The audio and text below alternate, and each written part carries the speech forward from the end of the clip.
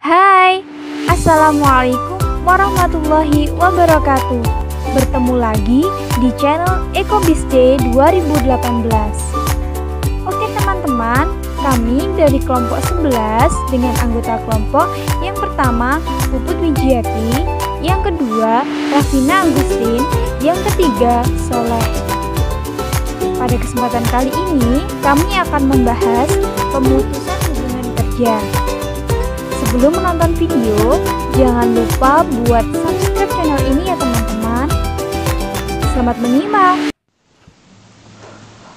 Assalamualaikum warahmatullahi wabarakatuh. Perkenalkan, nama saya Soleh. Pada kesempatan kali ini, saya akan mempresentasikan mengenai latar belakang dan pengertian pemutusan hubungan kerja atau biasa kita sebut PHK. Yang pertama yaitu latar belakang pemutusan hubungan kerja. Pemutusan hubungan kerja merupakan suatu hal yang pada beberapa tahun yang lalu merupakan suatu kegiatan yang sangat ditakuti oleh karyawan yang masih aktif bekerja.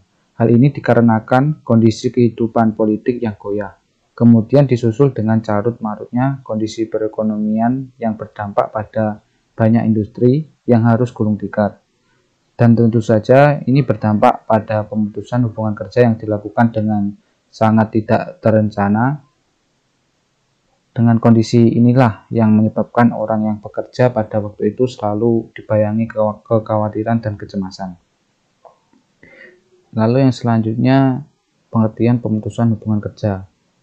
PHK adalah pengakhiran hubungan kerja karena suatu hal tertentu yang mengakibatkan berakhirnya hak dan kewajiban antara karyawan dan perusahaan. Namun apabila kita mendengar istilah PHK, yang biasa terlintas adalah pemecatan sepihak oleh sepihak perusahaan karena kesalahan karyawan. Itu salah. Karenanya selama ini singkatan PHK memiliki konotasi negatif. Padahal kalau kita titik definisi di atas yang diambil dari UU nomor 13 2003 tentang ketenagakerjaan, dijelaskan pemutusan hubungan kerja dapat terjadi karena bermacam sebab. Intinya tidak persis sama dengan pengertian dipecat. Next, kita lanjut ke pembahasan selanjutnya ya teman-teman. Pembahasan selanjutnya mengenai alasan kerja. Yang pertama adalah karyawan melakukan kesalahan berat. Kesalahan yang dimaksud di sini adalah kesalahan yang tidak dapat ditolerir oleh perusahaan atau dapat merugikan perusahaan. Yang kedua, karena karyawan ditahan pihak berwajib karena melakukan tindakan pidana.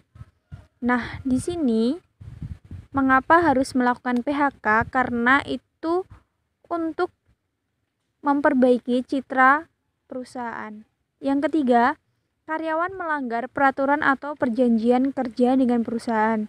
Jika karyawan melanggar, berarti perusahaan itu dapat melakukan pemutusan hubungan kerja dengan karyawan tersebut. Yang keempat, perusahaan melakukan penggabungan, peleburan, atau perubahan kepemilikan perusahaan. Kita misalkan ada dua perusahaan yang digabungkan menjadi satu, otomatis mereka membutuhkan karyawan yang lebih sedikit dari sebelumnya. Maka dari itu, perusahaan melakukan pemutusan hubungan kerja. Yang kelima, perusahaan bangkrut. Nah, pemutusan hubungan kerja pada perusahaan-perusahaan yang tidak dapat melewati masa sulitnya, mereka akan melakukan PHK atau pemutusan hubungan kerja. Yang keenam, karyawan melakukan pengunduran diri.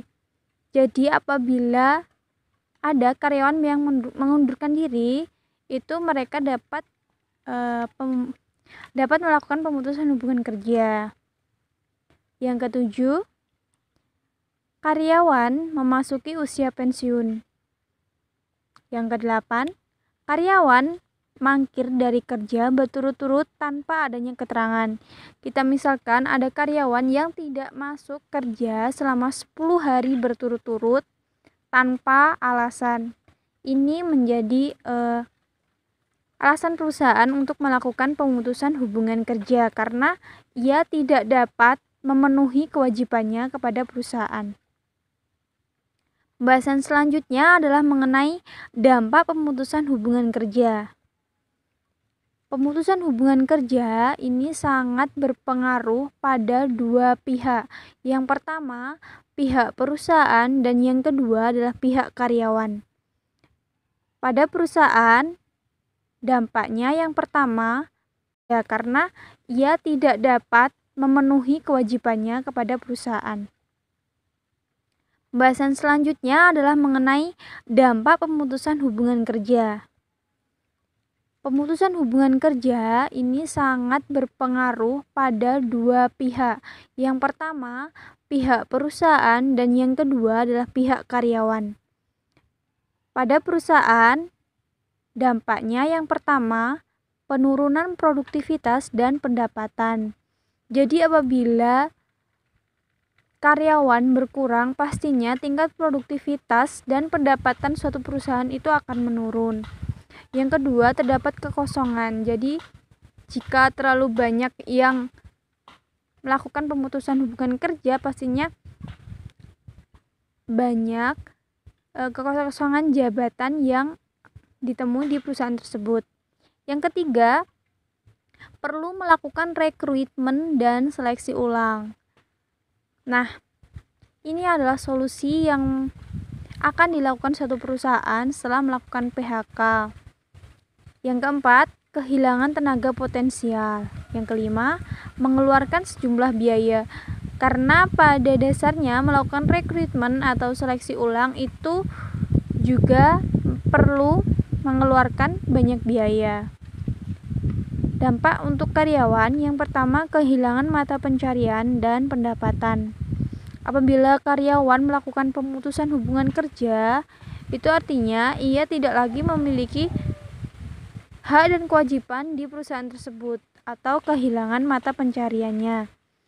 Apabila tidak bekerja, maka ia juga tidak memiliki pendapatan yang tetap. Yang kedua adalah kehilangan teman kerja. Biasanya karyawan itu akan mendapatkan banyak teman di suatu perusahaan. Jadi apabila ia melakukan pemutusan hubungan kerja, ia akan kehilangan teman kerja. Yang ketiga adalah membuat kepercayaan diri menurun. Ini diakibatkan karena ia tidak memiliki pendapatan dan tidak memiliki pekerjaan yang tetap. Selanjutnya, saya Rafina Putri Agustin akan menjelaskan tentang larangan dalam pemutusan hubungan kerja. Nah, larangan pemerintah terhadap pemutusan hubungan kerja itu tercantum dalam pasal 153 ayat 1 Undang-Undang Nomor 13 Tahun 2003 tentang Ketenagakerjaan. Di sini dijelaskan pengusaha itu dilarang melakukan PHK dengan alasan sebagai berikut. Yang pertama, pekerja berhalangan masuk kerja karena sakit. Nah, di sini jika sakit itu harus menyertakan surat keterangan dokter. Nah, tapi sakitnya itu tidak boleh melampaui 12 bulan secara terus-menerus.